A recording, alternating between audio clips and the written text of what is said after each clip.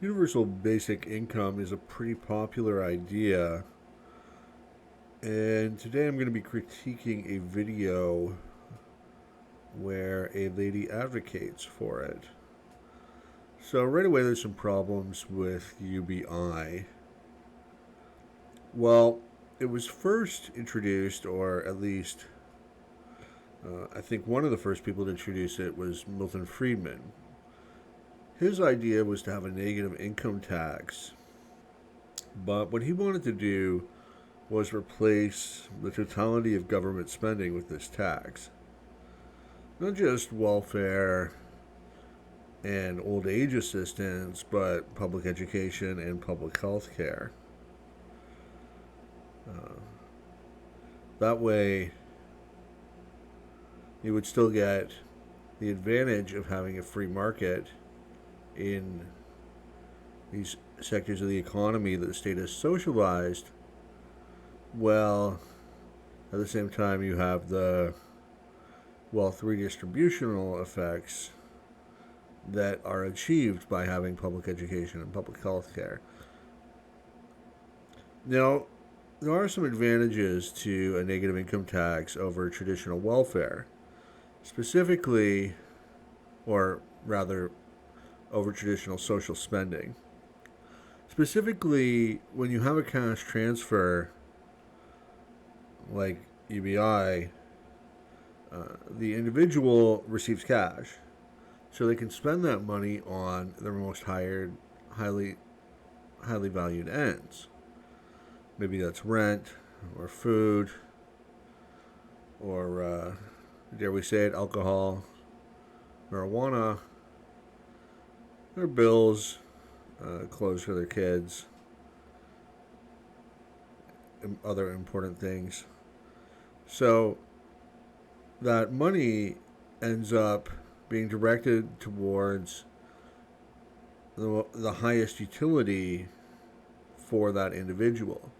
They spend it on their most highly valued ends first, then their second valued ends, and so on and so forth until they run out of money. So this leads to a greater degree of happiness or satisfaction. That's not necessarily happiness in the sense of being happy, but it's happiness in the economic sense, as in your priorities or your objectives were met. So it's sort of like a technical use of the word happiness. But when the government's spending money on you, that ends up, it's not going to your rent or to pay your bills, unless it's, technically they do subsidize some bills, like the electricity bill, but for the most part, it's not going to the stuff you would actually want to spend the money on first. It might be a great and noble cause, but it's not usually your highest priority. All right, let's get into the video. Let's see what this lady has to say for herself and why we should put everyone on welfare. Means that inaction on UBI seems permanent. This, despite the fact that it has bipartisan support, including support by billionaires like Elon Musk and Mark Zuckerberg, presidential candidates like Andrew Yang, and even the king of the conservative free market libertarianism. That's a full-service presidential candidate. Yeah. Yeah. Hell yeah. Yeah, look at this. We know This is the president you could have had, America. This opening is complete. Who's next? Get out of here. Clearly the best choice.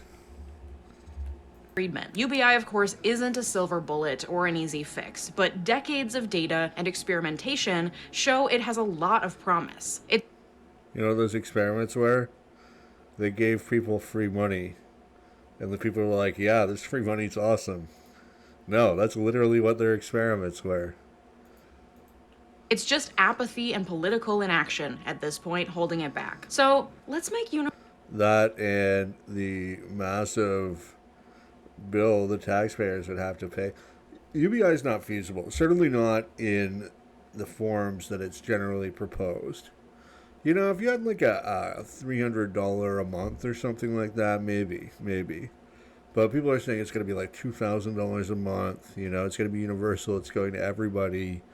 And if you actually cost that out, it's like, oh, that's like triple total government revenues for the year. Which is why I don't think these proposals are really all that serious. Universal basic income sexy again, shall we? Roll the intro.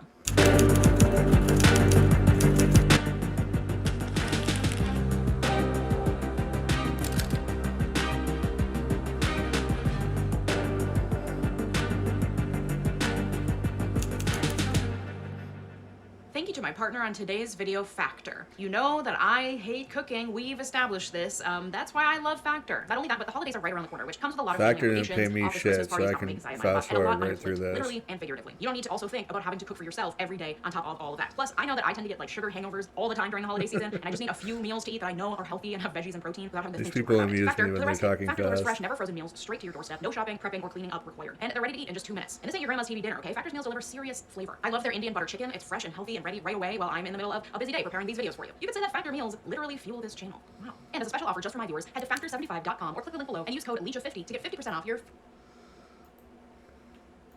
first Factor box. Thanks, Factor. Okay, let's get into the basics of UBI because it can seem relatively simple, but it actually has a lot of nuance to it. Generally speaking, universal basic income is a government What sort of lawyer is this lady?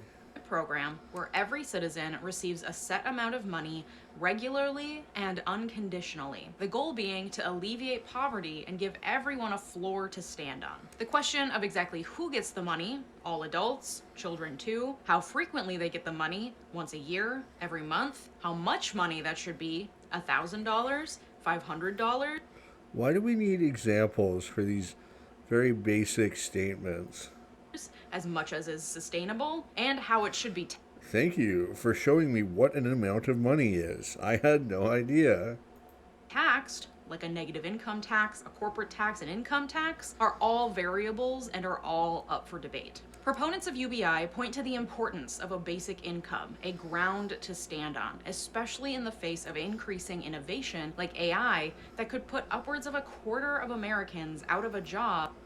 There's not a finite amount of work. Even if people get displaced by AI, they can just do other jobs.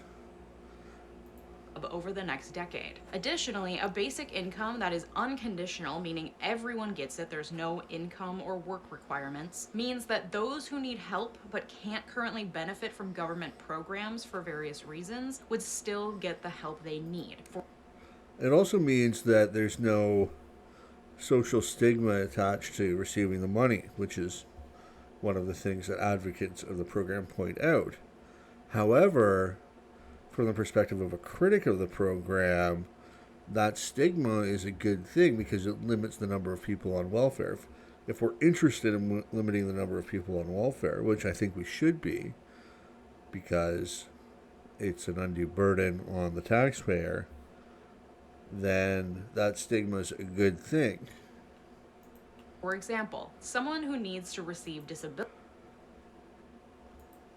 insurance may not have the ability to go to a doctor to get the paperwork necessary to verify their disability. It would mean fewer people falling through the cracks in the red tape and getting their desperately needed benefits denied or cut. It would also mean a reduction in bureaucratic oversight because there would be no need for analyzing whether or not someone qualifies. Everyone gets the money no matter what. It also removes the Here's the real problem with UBI is that a lot of people would go on it.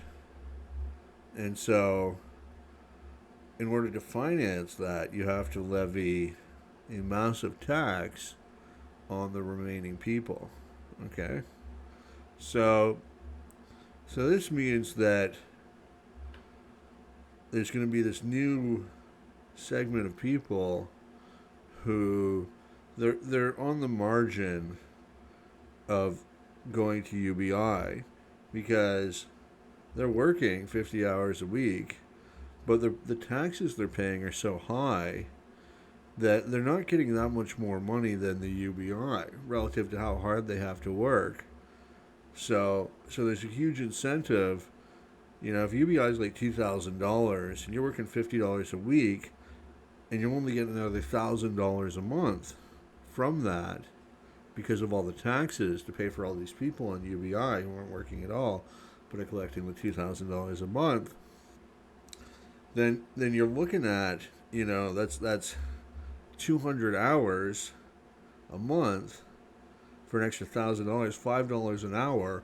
Not a lot of people are willing to work for that. So then you get this second wave of UBI recipients, which is all these people who are on the margin of going to UBI, and then the taxes increase because there's so many people on UBI, and then it just becomes the more attractive option for them, all these people on the margin, to join the UBI crowd. So what does that mean? That means even higher taxes have to be leveled on the remaining workers, and there's this feedback loop where you just get waves and waves of more people on UBI. I mean, a lot of people are working to save for their retirement, but if you can just get $2,000 a month, without that,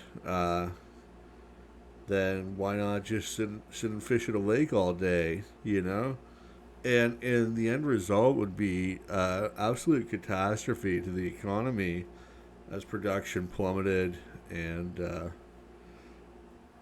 we wouldn't be able to support it. The whole thing wouldn't last more than a couple of years, and it would bankrupt the nation in the process.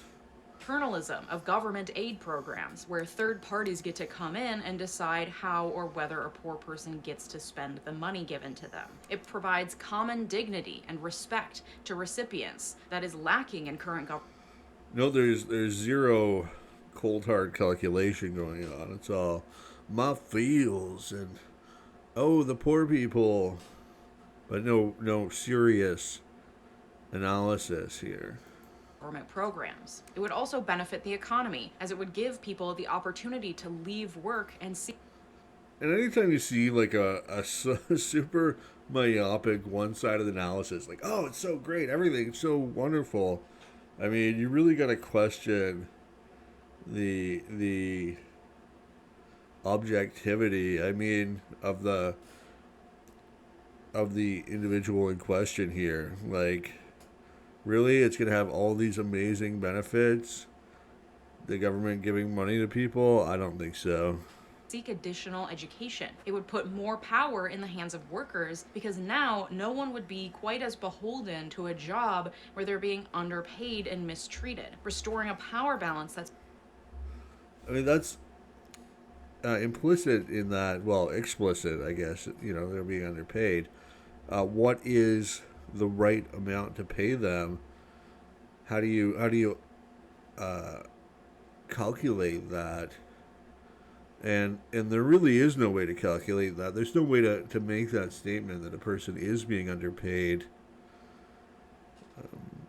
If he had better offers in the marketplace, he would take them, or she would take them. So any price is a fair price. Any wage is a fair wage. And some individuals just have lower skill sets and get paid a lower wage. It's not that it's unfair. It's not that they're supposed to get a higher wage. That's just the way the cookie crumbles. It's been lost as income inequality has grown. Studies have shown that it would also increase happiness and reduce anxiety, because Yeah, I'd be happy if I got some more free money from the government.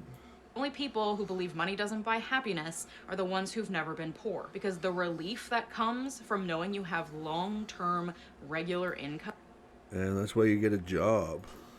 even if that income isn't enough to live off of, but is enough to ensure you have food and shelter, creates That is what living is. Having food and shelter. so much mental and emotional Oh, but my iPhone bills. I need to... relief, and that does lead to happiness. It also leads to increased sense of self-worth and efficacy, which can lead to better job performance, better parenting, and an overall higher quality of life. Having a guaranteed income would also lead more people to take entrepreneurial risks, start that business they've been dreaming about, thereby further stimulating the economy and creating more jobs. Proponents of UBI also... You know what would stimulate entrepreneurial risk if you sock Dems, Social Democrats, hadn't imposed all these crazy barriers to entry into the marketplace in the first place. I lived in Cancun, Mexico, for a couple months, and most people know it as a vacation destination. They know the hotel zone, which is outside of Cancun proper. I lived in Cancun proper, the city where all the resort staff live. And I lived in a poor barrio or neighborhood. My rent was like $100 a month. I had this crappy little studio, no hot water, but I had electricity. I had free Wi-Fi. It was slow, but it was, it was like 5 megabits per second up and down. It was solid enough. It was slow, but it was solid enough. I can still play StarCraft 2. And what was I saying? Oh yeah. So my neighbor opened a restaurant in her house. And it was just a couple tables. And it was that like plastic patio furniture. And for like $1.50 I could go there and I could get a couple, maybe one or two pieces of chicken and some tortilla and some rice and some of that red spicy pica de gallo, I want to say. Anyway, I thought that was so cool, and I wish we could do that in Canada and the USA. If we didn't have all these regulations, I mean, you should see some of the stuff that goes on in the third world. It would have the health inspectors back in Canada just flipping their minds. All these street vendors. But I wish that sort of entrepreneurship was allowed in developed nations. I mean, you want to encourage entrepreneurship, then how about getting the government out of the way? How about not having all these regulations? Like, there's so much red tape and expenses. Whereas in other countries, there's none of that. And really, the whole reason for that is to crush the small businessman and to allow corporations and large businesses to dominate the market. Now, I'm not opposed to big business. I'm a fan of big business. I'm a fan of Walmart and Amazon and Microsoft. And I think big business is great because they do a good job and they provide high quality products at affordable prices. But I don't think that the rules of the game should be rigged in favor of them. I want a free playing field, a free market, open competition, let the best man win, because sometimes the little guys got the edge too. And that's all part of the market process. Is smaller competitors keep the big guys in line just as much as vice versa. Point to the fact that there is exceedingly economically valuable labor being done outside of the paid workplace, especially by women in caregiving roles. UBI would recognize the value of that labor and allow Really? Isn't alimony enough? people to take time to care for children or the elderly where they normally would not be able to. UBI would also allow people in abusive or unstable homes more freedom to leave. Instead of simply rewarding rich people for the act of hoarding money in the stock market and moving it to offshore holdings, activities that notably do not stimulate or add to the economy, UBI would help lift people out of poverty, give them dignity and freedom of choice, and allow them to be more productive members of society. And that all Would it encourage them to be more productive? Or are we subsidizing people who are not being productive, people who are not working. I mean, isn't the fundamental nature of scarcity and poverty what drives people to be productive, to have to work, to find jobs? Isn't it fair that if you're going to enjoy the wealth that others have created, that you contribute yourself to the productive process? And don't we run the danger of encouraging idleness and behavior such as alcoholism or drug abuse? Very utopian and nice, so why is there such resistance to the idea of a universal basic income? We'll get to the present day objections in a moment, but one reason for inaction on UBI is because of the long history of vilification and overcomplication of the idea. The idea of some form of universal basic income has been around for centuries. English statesman and philosopher Thomas More, in his 1516 book Utopia, describes a society where every person receives a guaranteed income. His reasoning goes, no penalty on earth will stop people from stealing if it's their only way of getting food. Instead of inflicting these horrible punishments, it would be far more to the point to provide everyone with some means of livelihood so that nobody's under the frightful necessity of becoming first a thief. Sure, we'll just have the state steal from everybody so nobody has to steal. And then a corpse. Thomas Paine, the writer and pamphleteer who wrote Common Sense and other pamphlets that were influential to the start of the American Revolution, also wrote of a universal basic income in his essay Agrarian Justice from 1797, in which he proposed a universal social insurance program funded by a 10% tax on land inheritance, saying, "Men did not make the earth. It is the value of the improvements only, and not the earth itself, that is individual." Ugh, Georgism.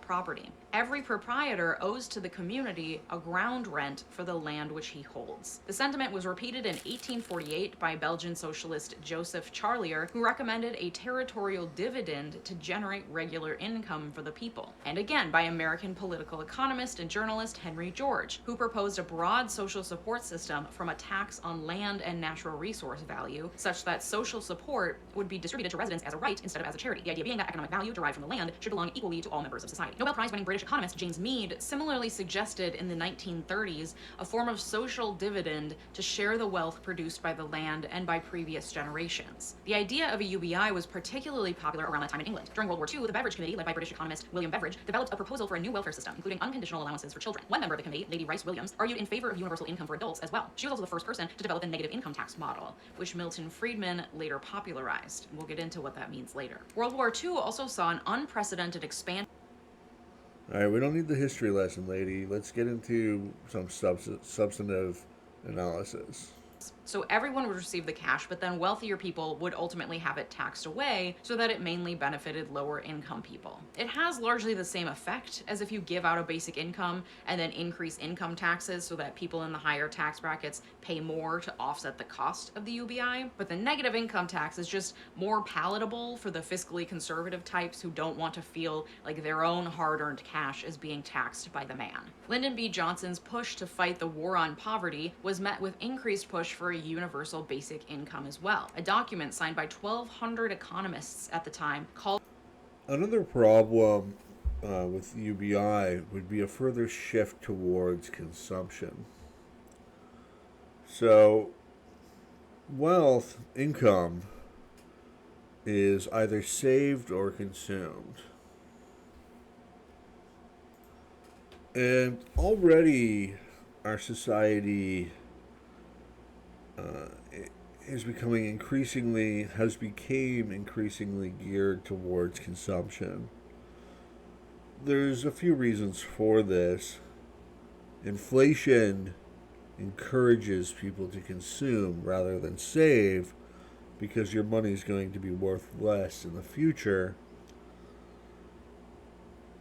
Another issue is that the political class seizes through taxation a substantial portion of the wealth generated by the economic class.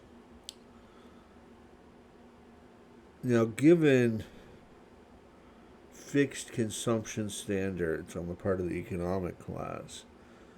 And that's not a realistic assumption, but it could well be.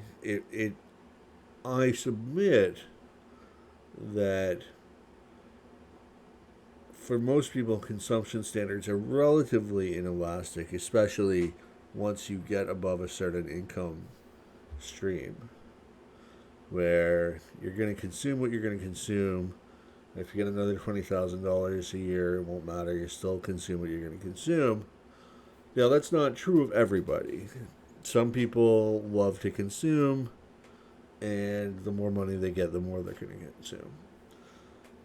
But at least a decent amount of the population is already consuming at their optimal level, or would only increase their consumption by a small amount if their income increased. So that means that most of the taxes that the political class take from the economic class come from wealth that would have been saved and hence invested back into the economy in going towards capital. So that's a second reason why our society is geared increasingly towards consumption, because the money that is taken from the economic class is then given to the political class, who spend it primarily on consumption. Well, they might save and invest as well. Certainly they'll save and invest some of it, but a lot of it's going to be consumed. That is what's paid in salaries to politicians and bureaucrats, special interests. And then the rest will also be spent in consumption, like government spending is necessarily consumptive. Like, for example, if the government had an advertising campaign that's consumptive spending, or if they host an awards ceremony for the most righteous citizen. So we're already a very consumption-heavy society, but now that you can get $2,000 without producing any wealth, we're gonna be increasingly consumptive, and this is going to lead to long-term economic stagnation or even decline as the capital stock is not replenished. Income for every American. Richard Nixon, of all people, introduced the Family Assistance Plan, which would have provided additional cash to poor families through a negative income tax, which would have provided up to 16. This isn't a surprise, by the way. That the Republicans and the Democrats are a uniparty. They're both wildly in favor of social spending. $100 or $13,000 in today's money per year to a family of four. It was his response to calls to replace the welfare system. It never made it out of the Senate Finance Committee, though. By the 1970s, the main competitor to basic income and negative income tax was the Earned Income Tax Credit, which comes in the form of a tax credit on your year-end tax form. Tax credits are a lot better than welfare or UBI. Anyway, bottom line, UBI, terrible idea. Can't afford it. It would be extremely expensive. I can't take any more of this. This lady's not going to talk policy. It's just nonsense the whole time. But I'm strongly opposed to UBI. It wouldn't work. It would have a feedback mechanism, and it would be an extremely dangerous policy to implement. What we got to do is move away from welfareism, move away from paying people not to work, and reduce the size and scope of the state. Let's cut taxes, eliminate taxes, deregulate, reduce the size of government, shut down some ministries, fire some bureaucrats, auction off some government assets, sell crown corporations. That's the way we got to go. Not more welfareism, not more social spending. We got to go in the opposite direction. We got to start reversing the growth of the Leviathan state and we need to head towards more of a free society, liberty, peace, justice for all. I'm out.